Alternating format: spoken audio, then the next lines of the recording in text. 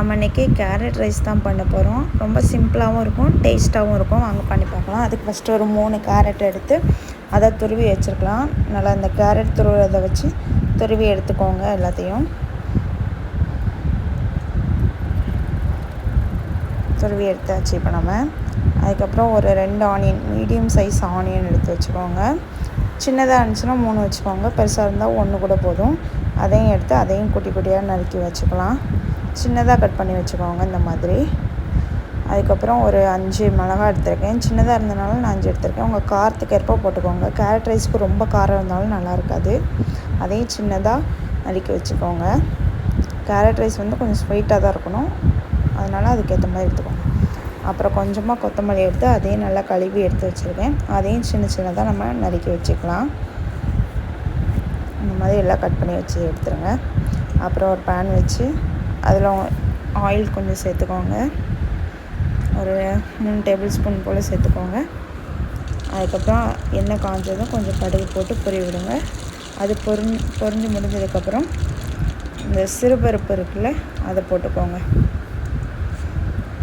அது உங்களுக்கு எவ்வளோ தேவையோ போட்டுக்கோங்க. அது போட்டால் கொஞ்சம் சாப்பிடும்போது நறுன்னு டேஸ்ட் இருக்கும், அதுக்காக. அதுக்கப்புறம் அந்த சிறுபருப்போட கலர் மாறினதுக்கப்புறம் நாம் வெட்டி வச்சுருக்க வெங்காயத்தை சேர்த்துக்கலாம். இப்போ கலர் மாறிடுச்சு. நம்ம இப்போ வெங்காயத்தை எல்லாத்தையும் ஆட் பண்ணிடலாம் கொஞ்சம் கொஞ்சமாக. வெங்காயம் வதங்குறதுக்கு இது கூடவே கொஞ்சம் உப்பும் போட்டு வதக்குங்க, சீக்கிரமாக வதங்கிடும்.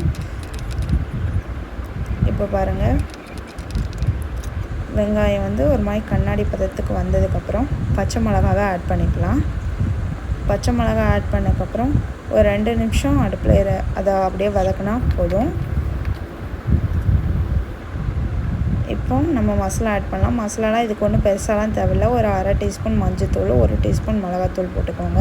ஏற்கனவே நம்ம 5 மிளகா போட்டிருக்கனால காரம் வந்து அதிகமாக ஆகிடக்கூடாது. இது கொஞ்சம் ஸ்வீட்டாக தான் இருக்கணும். 1 டேபிள் ஸ்பூன் போதும் மிளகாத்தூள், அவ்வளோ போட்டுக்கோங்க. போட்டு அதை நல்லா மிக்ஸ் பண்ணி அந்த ஸ்மெல்லாம் கொஞ்சம் போட்டோம். மசாலா ஸ்மெல் போனதுக்கப்புறம் நம்ம கேரட் ஆட் பண்ணோம். நல்லா வதக்கி விட்டாச்சு. இப்போ பாருங்கள், எல்லாம் ஸ்மெல் போய் வதங்கி வந்துடுச்சு. இந்த ஸ்டேஜில் நான் கேரட் ஆட் பண்ணிக்கிறேன். எல்லா கேரட்டையும் ஆட் பண்ணி அதையும் நல்லா மிக்ஸ் பண்ணி விடுங்க. அந்த வெங்காயம் பச்சை மிளகாயோட மிக்ஸ் ஆகி நல்லா வதங்கி கொலன்னு வரும். இந்த மாதிரி வரட்டும். இப்போ இந்த ஸ்டேஜில் ஓரளவு வெந்திருக்கு. இப்போது இந்த ஸ்டேஜில் கொத்தமல்லியை நம்ம ஆட் பண்ணி இன்னும் கொஞ்சம் வதக்கி விடலாம். உங்கள்கிட்ட கஸ்தூரி மெத்தி இருந்தாலும் அதையும் கொஞ்சம் ஆட் பண்ணிக்கோங்க. இப்போ உப்பு சேர்த்துக்கோங்க, எவ்வளோ தேவையோ அவ்வளோ சேர்த்துக்கோங்க. ஏற்கனவே சாதம் வடிக்கும்போது உப்பு போட்டிருந்தால் பார்த்து சேருங்க. இதை நல்லா வதக்கி விட்டுக்கலாம். கொஞ்சம் கை விட்டு வதக்கி எடுத்துக்கோங்க. இப்போ இந்த ஸ்டேஜ் வந்ததுக்கப்புறம் நல்லா வதங்கிடுச்சு, இவ்வளோ போதும். இந்த ஸ்டேஜில் நம்ம எடுத்து வச்சுருக்க சாப்பாடை சேர்த்துக்கலாம். சூடாக சாப்பாடு வடித்து நீங்கள் சேர்த்தாலும் சரி, அப்படி சேர்த்து இன்னும் டேஸ்ட்டாக இருக்கும். இல்லை சாதம் மீந்துருச்சு, மதியம் வச்சது நைட்டு மீந்துருச்சுன்னா அதையே போட்டு கூட செய்யலாம். நான் இப்போ மீதமான சாதத்தில் தான் செய்கிறேன். ஆனால் டேஸ்ட்டு சூப்பராக இருக்கும். நீங்கள் செஞ்சு சாப்பிட்டு பாருங்கள். சிம்பிளாக இருக்கும், ஆனால் டேஸ்ட்டாக இருக்கும். கண்டிப்பாக ட்ரை பண்ணுங்கள். அவ்வளோதான், நம்மளோட கேரட் ரைஸ் ரெடி ஆயிடுச்சு. இதை இப்போ நல்லா மிக்ஸ் பண்ணி எடுத்துட்டோன்னா அடுப்புலேருந்து இறக்கி சர்வ் பண்ணலாம். அடுப்பில் வச்சு மிக்ஸ் பண்ணுங்கள். நல்லா மிக்ஸ் ஆனதுக்கப்புறம் ஆஃப் பண்ணிவிடுங்க. இப்போ பாருங்கள், சூப்பராக ரெடி ஆயிடுச்சு.